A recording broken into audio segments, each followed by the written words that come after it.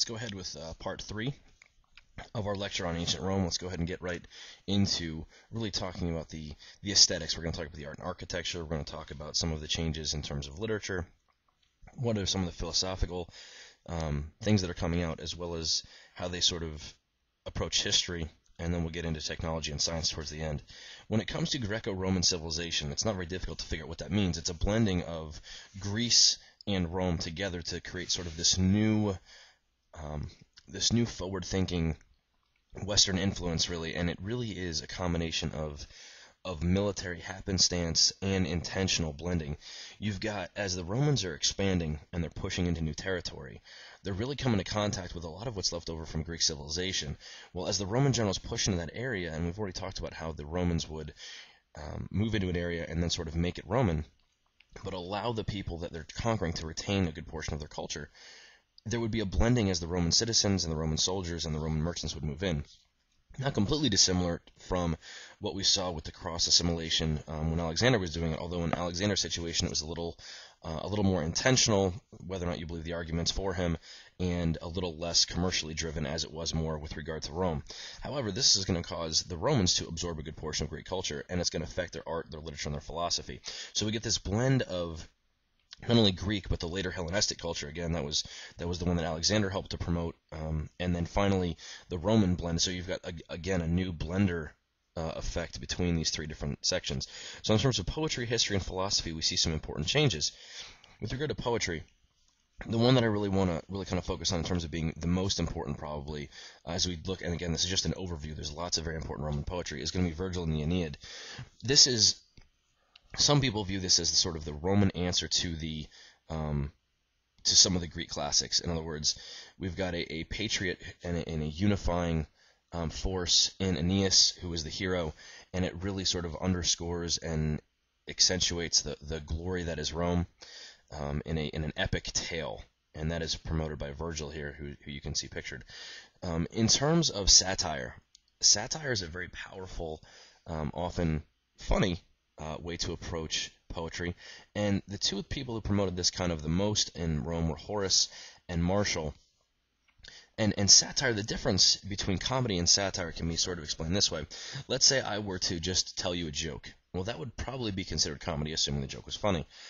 If I were to act like someone else and sort of mock them, if I was to basically act like someone but then make fun of them in a way through sort of presenting who they were, that would be satirizing them, and that is satire. It's kind of like when you see spoofs on shows like Saturday Night Live, when they make fun of someone by portraying them, that's satire. History, in terms of history, we have both Livy and Tacitus, who have an important impact on the writing of history. Many of them are really going to focus on Rome itself. They were very conscious of the importance of Rome. And some people say maybe they weren't necessarily conscious, they were just very conceited. Obviously, that's a worthwhile perspective. But Livy is going to take more of the heroic perspective. Again, he's going to talk about people like Cincinnatus. We've talked about who that was and what he accomplished. Tacitus is going to be a little more critical.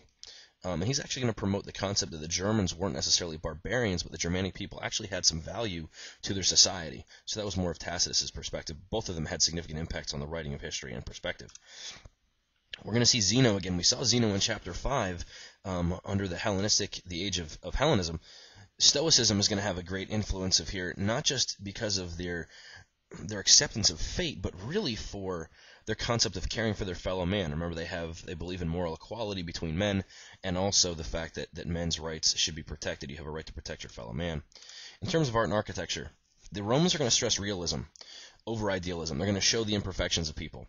And this is going to lead to situations where individual pieces of art are actually going to reveal the individual character of the subject, which is an important impact on, especially when we get to the Renaissance, in terms of its overall impact on what's going to happen in that period. There is still some idealism. This is when you change reality to make the subject either more perfect or to suit a particular message or agenda you're trying to promote.